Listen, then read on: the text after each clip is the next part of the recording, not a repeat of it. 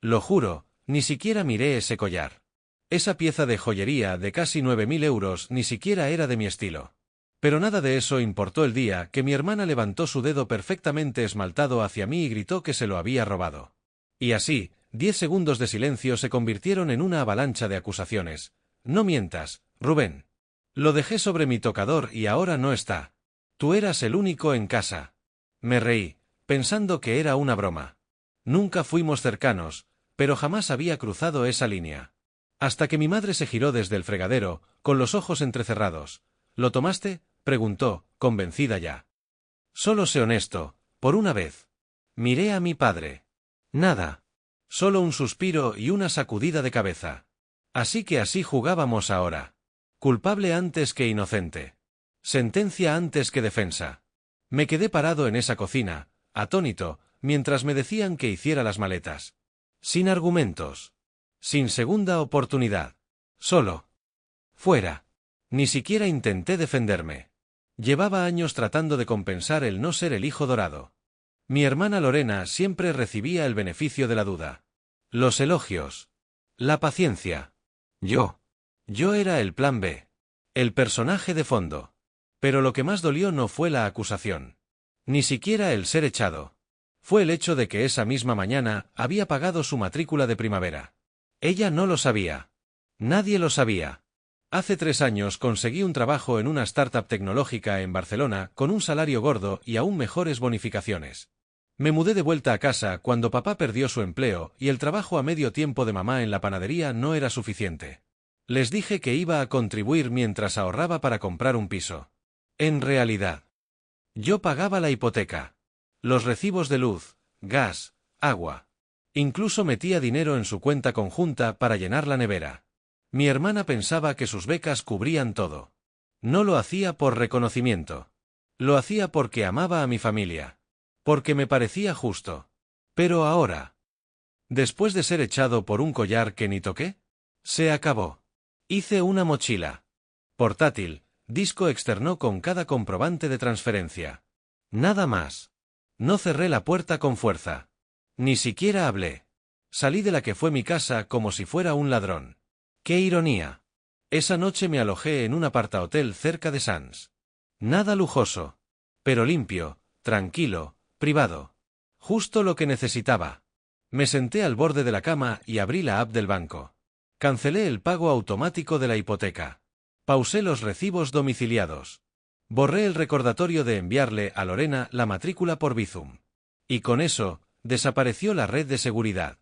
Días después, el móvil no paraba de sonar. Pero no por ellos. Por facturas. La compañía eléctrica. El banco. Se habían acostumbrado a la magia del frigorífico lleno y las luces encendidas sin preguntarse nunca cómo. Yo era su cajero automático invisible. Pero ahora, esa mano invisible se había ido. A finales de la semana, llegó el mensaje: «Mamá, Rubén, ¿cancelaste el pago de la hipoteca? Estamos atrasados». Miré la pantalla un rato. Luego respondí con una sola palabra: «Yo, sí». Ni preguntó por qué. Solo llegaron mensajes de pánico. «¿Cómo puedes ser tan egoísta? Te criamos mejor que esto. ¿Esto es castigo por lo que dijo Lorena?» Ah, así que ya lo sabían. Que era yo quien lo pagaba todo. Que su hija adorada no vivía gracias a su gestión responsable, ni por becas académicas. Lo descubrieron rápido. Resulta que la universidad les notificó que su matrícula no se había abonado. Y entonces las grietas comenzaron a expandirse. Ruth de seguro. Y era peor de lo que imaginaba. Reclamación bajo la póliza conjunta de mis padres, redactada por Lorena, diciendo robado por hermano con un número de incidente policial incluido. Pero yo no había sido detenido. Ni contactado por la policía. Eso significaba que nunca hicieron una denuncia real. Solo lo escribieron para que el seguro soltara el dinero. Y si hay algo que las aseguradoras odian más que nada, es el fraude. Así que hice una llamada. No a la policía. Todavía no. A la compañía de seguros. Les conté, tranquilo, que yo era la persona acusada en una reclamación por robo. Que nadie me había contactado. Que tenía pruebas de que el objeto probablemente nunca fue robado. Y que podía hacer una declaración jurada. Con pruebas de motivo.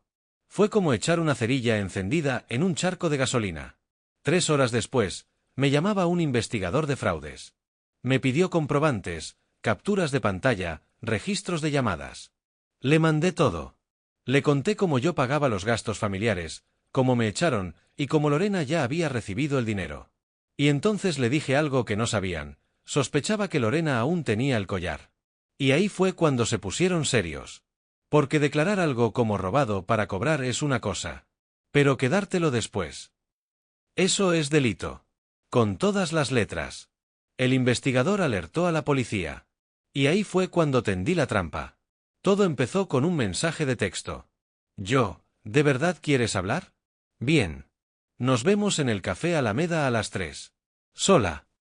Tardó menos de un minuto en responder. Sí. Gracias. Estaré allí.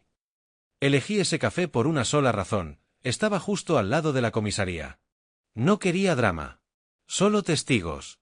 Ella llegó con gafas de sol enormes y sus botas favoritas, esas que mamá decía que la hacían parecer de dinero. Se notaba nerviosa. Bien. Yo me mantuve tranquilo. Imperturbable. ¿Por qué mentiste?, pregunté sin siquiera saludar. No pensé que llegaría tan lejos, murmuró. Solo quería que lo admitieras. Pensé que tú lo habías hecho. Hiciste una reclamación al seguro. Me nombraste. Cobraste 10.000 euros. ¿Dónde está el collar, Lorena? Sus ojos miraron hacia otro lado. Abrió la boca. La cerró. Desapareció. ¿Desapareció dónde? Titubeó. Lo empeñé. Necesitaba el dinero. Pensé que tú lo arreglarías. Siempre lo haces. Ahí estaba. Esa última frase. Ese hilo final de ilusión. Esa creencia torcida de que yo siempre solucionaría todo. Me recliné en la silla y dejé que el silencio cociera. Lo empeñaste después de acusarme de robarlo, dije con calma. ¿Sabes lo que eso significa? Por fin parecía entenderlo. No grité. No amenacé. Solo me levanté, cogí el móvil y salí del local. 10 minutos después, un detective me encontró en la acera con un leve asentimiento. Hoy mismo vamos por los registros de la casa de empeños. Gracias, señor Torres. Estaremos en contacto. Las consecuencias llegaron rápido. En 3 días, la aseguradora congeló el pago. La cuenta bancaria de Lorena fue bloqueada. Un juzgado emitió una orden para revisar los registros de la tienda de empeños. Y entonces ocurrió lo inevitable. La policía llamó a la puerta de mis padres. No la arrestaron. Aún no. Pero le entregaron una citación formal para declarar. Investigación por fraude. Uso indebido de indemnización. Declaración falsa. Esa noche, mamá me llamó, llorando. Rubén, se enfrenta a cargos. ¿Qué has hecho? Lo que debí hacer desde el momento en que me echaron como a un perro. Fue un error. No tenías que destruirla. Casi me eché a reír. Ella se destruyó sola. Yo solo me hice a un lado. Entonces recibí un mensaje de alguien inesperado. Papá, no te culpo. Nos lo advertiste. Fue el único mensaje que me mandó. Breve. Honesto. Y 1000 veces más de lo que esperaba. No compensaba todo lo que hicieron. Pero valía. La gota final cayó cuando la entidad hipotecaria llamó a mi padre directamente. Él figuraba como copropietario de la casa, pero los pagos habían cesado. Por primera vez en décadas, le preguntaban cómo pensaba pagar. Mis padres vivieron bajo la ilusión de que yo contribuía. Nunca preguntaron cómo se mantenían las luces encendidas. Cómo la nevera seguía llena. Nunca notaron que las últimas 3 vacaciones familiares fueron reservadas con mis puntos de viajero frecuente. ¿Y ahora? Se enfrentaban al embargo si no cubrían los pagos atrasados en 30 días. La matrícula de Lorena fue anulada. Su universidad bloqueó su acceso al campus. Sin clases. Sin residencia. Pasó de mimada y altiva a quebrada y acorralada legalmente. Todo porque no supo decir la verdad. Pero no había terminado. Porque quedaba una última pieza en esta partida. Y eso implicaba volver a esa casa. Una última vez. Volver fue como subir al escenario de una obra en la que nunca pedí participar, pero donde todos esperaban que actuara. Mi madre abrió la puerta como si hubiera visto un fantasma. Rubén. Gracias por venir. No dije nada. Solo entré y miré a mi alrededor. Mismos muebles. Misma alfombra. Pero la energía. Totalmente distinta. La casa parecía frágil. Como si hasta las paredes quisieran disculparse. Lorena ya estaba en el salón, con los brazos cruzados, la cara pálida. Mi padre, en una esquina con un bloc de notas, parecía un notario en un funeral. ¿Por qué me han hecho venir?, pregunté finalmente. Necesitamos hablar, dijo mi madre. Todos. Me giré hacia Lorena. Entonces hablemos. Empezá tú. Por el collar. Se estremeció. Ya te lo dije. Lo empeñé. Después de decir que lo robé.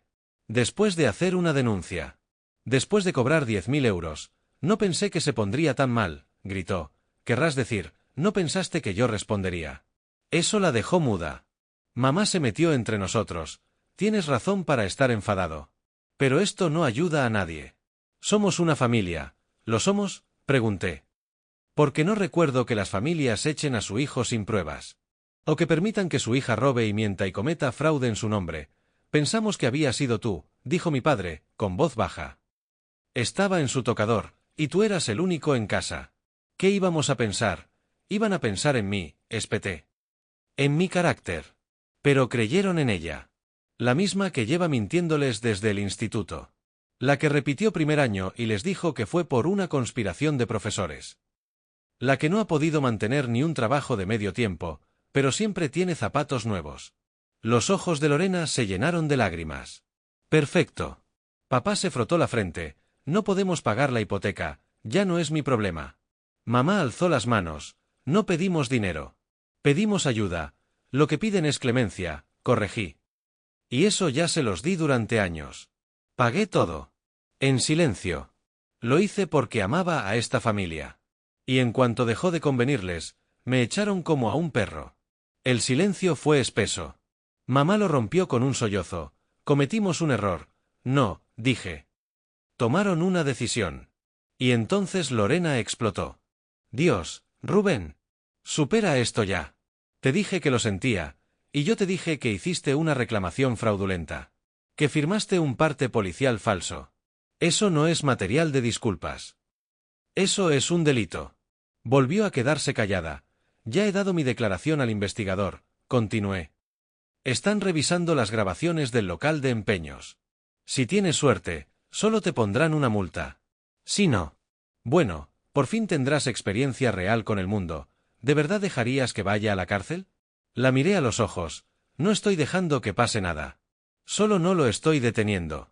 Después de una larga pausa, mi padre preguntó, ¿qué quieres? Lo miré. Nada. Quería la verdad. Ahora la tengo. Y ustedes también. Pero la casa, ya no es mía, lo interrumpí. Hace tiempo que no lo es. Tu nombre sigue. ¿Y las facturas? Lo corté de nuevo. ¿Las matrículas? ¿Los préstamos estudiantiles privados que cofirmé sin decirles porque su crédito era basura? Saqué una carpeta. Dentro, impresos de cada cuenta que abrí para cubrir las mentiras de esta familia. La dejé caer sobre la mesa como quien lanza una bomba. Papá hojeó los papeles. Se puso blanco. ¿Cofirmaste sus préstamos? Sí. 32.000 euros. Lorena ahogó un grito. ¿Qué? Asentí. Sabía que lo estropearías. Así que construí un plan de escape. Ya he congelado esas cuentas y me he desvinculado. Empezarás a recibir notificaciones pronto. Espero que tu crédito aguante el plan de pagos. Se levantó, furiosa. No puedes simplemente alejarte. Sonreí. Obsérvame. Salí de esa casa por última vez. Sin gritar. Sin portazos. Solo el sonido de 3 personas asimilando el peso de sus decisiones. Lorena está ahora bajo investigación formal. Se retiró de la universidad. Mis padres están tratando de vender la casa, pero con los pagos atrasados e intereses, apenas podrán recuperar algo. Yo no quemé el puente. Solo dejé que se derrumbara detrás de mí. Pero aún no había terminado. Porque Lorena no era solo una mentirosa. Era una mentirosa con rastro documental. Y quería que todo el mundo lo viera. Hay poder en el silencio. Pero a veces, tienes que hablar lo suficiente para que el mundo entero te escuche. Así que conté mi historia. No la versión adornada. No la vengativa. Solo la verdad. Escribí una publicación online. De esas largas, crudas, que se vuelven virales en Reddit. Sin nombres. Sin ciudades. Solo una narración fría y detallada de cómo mi hermana me acusó falsamente de robarle un collar, cómo mis padres me creyeron, cómo me echaron. Y cómo yo había estado pagando por el techo que me negaron. Incluí capturas de pantalla, anónimas, de las transferencias. Los recibos de matrícula. El pago automático de la hipoteca. El mensaje donde Lorena admitía haber empeñado el collar después de acusarme. Fue clínica. Brutal. Honesta. Y explotó. Decenas de miles de reacciones. Gente pidiendo justicia. Capturas de la historia volando por todas las plataformas. Después llegaron las llamadas. Mi tía, la que nunca soportó el favoritismo de mi madre, me dejó un mensaje. Siempre supe que algo no cuadraba. Lorena siempre salía impune. Pero esto es otro nivel. Estoy orgullosa de ti por alzar la voz. Mi primo desde Sevilla, tío. El post. Todo el mundo lo ha visto. ¿Es realmente sobre tu hermana? Amigos que no veía desde el instituto, sabía que tú pagabas sus cosas. Lo decía desde hace años. Me siento reivindicado solo con leerlo. Hasta el hermano de papá, con quien casi no teníamos contacto, me mandó 3 palabras. Por fin verdad. No todos lo tomaron bien. Mi madre me llamó 6 veces en una mañana. Dejé que fueran al buzón. A la 7ª, dejó un mensaje lleno de veneno y desesperación. ¿Cómo te atreves a sacar nuestros trapos sucios? Has avergonzado a tu familia. Arruinaste el futuro de tu hermana. Lo escuché 2 veces. Ni una vez dijo lo siento. Ni una vez dijo nos equivocamos. Solo más culpa. Más vergüenza. El mismo patrón de siempre. Pero ahora, el mundo también lo veía. La siguiente bomba no vino de mí, vino de la universidad. Una cuenta estudiantil en redes compartió parte de mi historia con un titular contundente. ¿Fraude en matrícula? Estudiante local acusada de falsear denuncia y explotar a su hermano, no usaron nombres. Pero ¿quiénes la conocían? Sabían. Al final de esa semana, Lorena borró todas sus redes sociales. Desaparecida. Fantasma digital. Y aún así, el daño ya estaba hecho. Una antigua amiga suya me escribió. No hablábamos desde que tenía 18 años. Me puso, sé que te hizo la vida imposible. Siento no haberte creído antes. Pero ahora sí te creo. No era mucho. Pero significaba todo. La universidad lo hizo oficial. Expulsada. Motivo formal, no declarar actividades financieras fraudulentas relacionadas con su matrícula. Palabras elegantes. Pero el mensaje era claro. Habían descubierto lo del empeño. Lo del seguro. Lo del parte falso. Se acabó. Intentó apelar. Denegado. Mis padres aún fingían que esto era reversible. Me enviaron un correo conjunto. Tal vez es hora de que nos sentemos a hablar como familia. Lorena ha sufrido bastante. ¿Sufrido? No sufrió cuando me señaló como ladrón.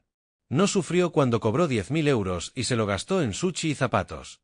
Sufrió porque la atraparon. No respondí. Seguí con mi vida.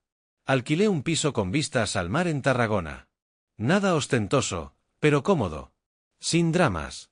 Sin ataduras. Incluso empecé a donar. A un fondo de becas. De forma anónima. ¿Nombre de la donación?